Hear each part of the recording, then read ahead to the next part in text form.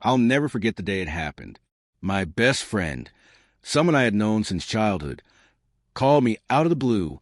Her voice was shaky, almost panicked. I need to tell you something, she whispered. My heart tightened, bracing for whatever news she was about to drop. Then she said it. I'm pregnant, and I need your husband's support.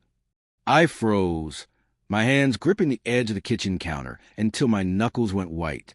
My mind went blank. I blinked, trying to process what she had just said. My husband? How could this even be possible?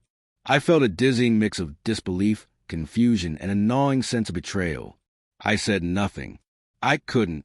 Words lodged in my throat as if the universe had conspired to rob me of speech. I didn't know whether to cry, scream, or throw the phone across the room. Part of me wanted to demand answers. Part of me wanted to believe I had misheard. Maybe I was imagining it, I told myself. Maybe it was a mistake, a misunderstanding. But even as I clung to that hope, something deep inside me knew the truth, and it was terrifying. Over the next few days, I began noticing things I had brushed off before. My husband's phone buzzing at odd hours, hushed conversations when I walked into the room, texts that he would quickly hide. I tried to tell myself I was being paranoid, but the feeling of unease kept growing, a shadow that followed me everywhere. I watched him closely, looking for clues, trying to reconcile the man I loved with the possibility of betrayal. My mind replayed every moment, every smile, every late night he claimed was work. Were they innocent coincidences, or pieces of a puzzle I was only just beginning to see? The tension ate at me from the inside out. Then came the evidence I couldn't ignore. A phone left unlocked on the kitchen counter. Text messages that made my stomach churn. I don't know what I'd do without you. I'm scared, but I need you.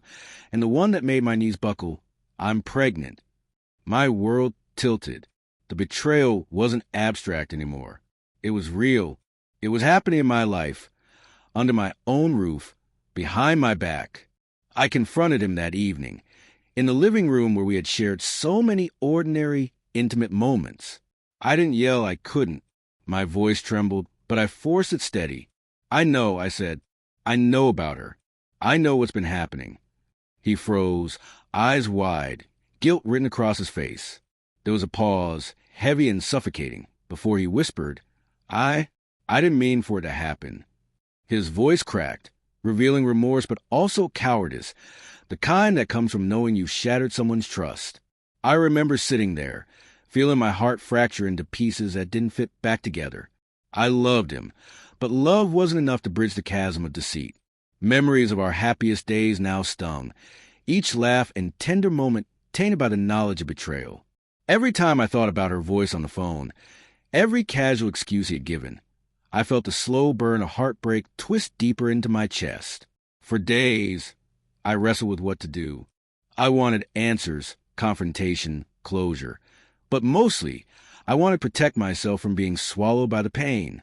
I had loved, trusted, and given my all, and yet I was left questioning my own worth.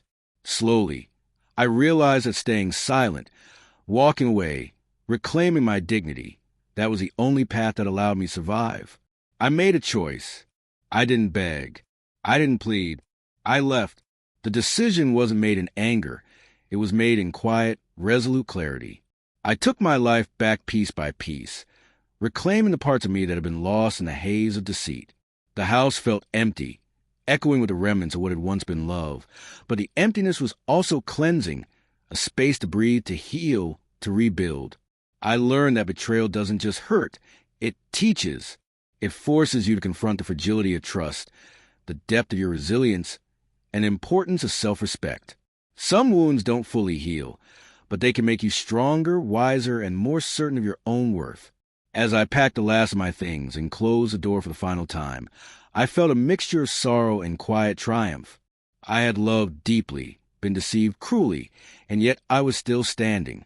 I carried the pain with me, yes, but also a newfound strength, a reminder that life, though messy and unpredictable, could still be lived with dignity, courage, and hope.